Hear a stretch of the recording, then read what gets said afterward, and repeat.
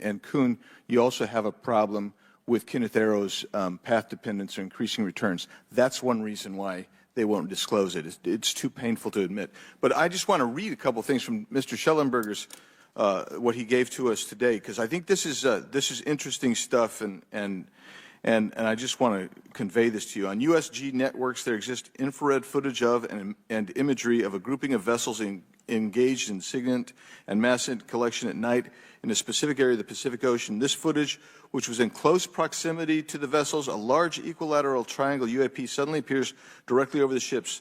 These three bright points are seen at each bottom corner of the UAP, which is observed to slowly rotate on its horizontal axis.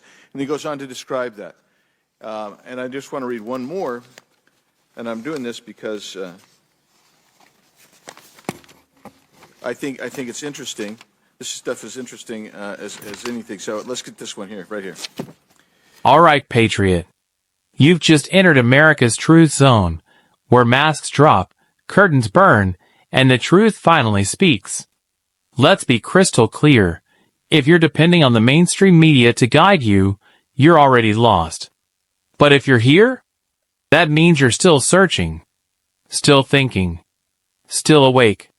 So lock in, because what you're about to hear, they don't want you hearing it all.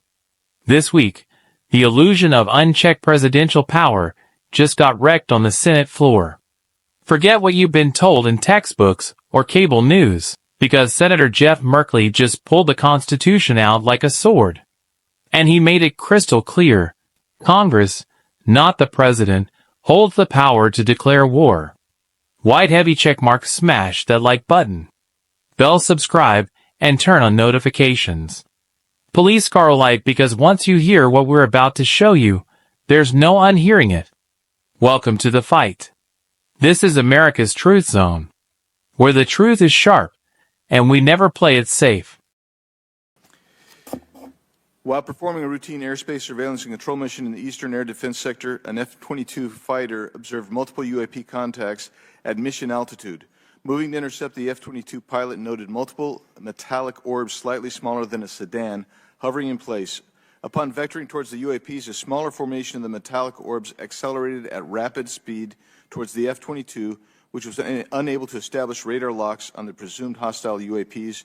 The F-22 broke trajectory and attempted to evade, but was intercepted and boxed in by approximately 3 to 6 UAPs. And then I'll leave that there, but because I just have no more time left. Well, she's not looking. So let's just get into let's get into part of this. I thought I would be saved by the bell. No. Let's talk about Kuhnian, Lakatoshian type of scientific development. And the problem that we have here is you have institutional blockage of what would be normal development of scientific ideas. And if you want to expand that, Mr. Gold. We're over time. What if I told you that war, the deadliest decision a nation can make, has been hijacked? On June 21st, President Trump ordered strikes on Iranian nuclear sites. No congressional vote. No debate. No warning. Just one man making a call that could have ignited the Middle East again. But here's what they won't tell you. That move was unconstitutional. And Senator Merkley wasn't about to stay silent. Every senator swears an oath to the Constitution, and that Constitution is crystal clear. Only Congress can declare war. The president may command the military, but he does not get to launch a war because he feels like it. There was no imminent threat. There was no 90% enriched uranium. Even Israeli officials said Iran had been set back 2 years by their own strikes. So what was the excuse? There wasn't one. Wars are easy to start, but they're hell to end. Iraq, Afghanistan, over 7,000 American lives lost, $8 trillion burned, families shattered, generations wounded. That's why the founders refused to give that kind of power to one man. They put it in Congress, a place meant for debate, scrutiny, and representation of the people. And today, Merkley reminded America exactly why. Over time, to be very fast, please. I'll just say I'm a recovering attorney, so please take it easy on the science. But all breakthroughs have been heretical. at first.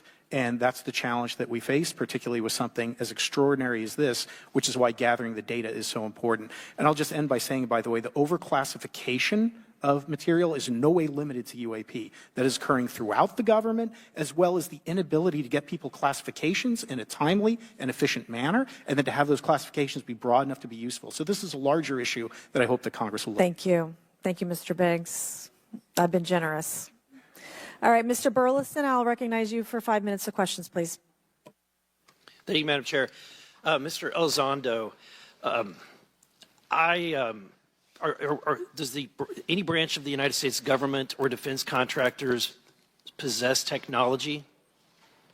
Sir, there's documentation that I believe was submitted for the record that was approved for release by the U.S. Pentagon, by the Department of Defense Office of Pre-Publication Security Review, and it states one of the reasons why my predecessor program, OSAP, was trying to collect material of unknown origin. Was it successfully collected? It was not. What happened is that there was an aerospace contract company that requested to divest itself of the material that was collected in the 1950s. Right. Unfortunately, that didn't actually occur. So let's dive into that. That's the Bigelow Airspace, correct? So yes, sir. There was a journalist, Christopher Sharp, who said that there was a transfer between Lockheed Martin, Bigelow Aerospace, and the CIA allegedly blocked this. Can you describe that? What I can say is that it was blocked. Why it was blocked, I can only surmise. I was part of some conversations later on with some of those contract personnel where they had told all of us that is accurate. What we required was a memo from the Secretary of the Air Force in order to make that complete, and that never occurred. And so when Secretary Mattis became Secretary of Defense, I decided it would be appropriate for me to try to receive a memo from him as SecDef, as Secretary of Defense, if we could not get a memo from the Secretary of the Air Force to transfer that material. So if that material exists today, who's in possession? Sir, I wouldn't be able to have that conversation in an open hearing. We'd probably have to have that. Okay, my question to you then is, if we were in a secure setting, if we were in a SCIF, would you be able to provide or get access to something, whether it's visuals or material that we could put our hands on, or biologics, that would convince me, that would show me that we have non-human origins? Sir, that decision would not be mine. That would be to the gatekeeper still in the U.S. government. And who would we... We are sliding into authoritarianism. When a president can bomb without approval, when he can block Congress from intelligence briefings, when due process and oversight are ignored. That's not freedom. That's a strongman presidency. But Merkley didn't just rant, he backed a resolution. Senator Kaine's War Powers Resolution. A final line in the sand. No more unauthorized wars. Period. This isn't a left versus right issue. This is about the Constitution. About who we are, and who we're becoming. If you believe in checks and balances, if you believe in truth over power, then this is your moment to speak out. Share this video. Drop your thoughts in the comments, and remember, the Constitution is only as strong as the people willing to defend it. This is America's Truth Zone. We don't play it safe. We play it real.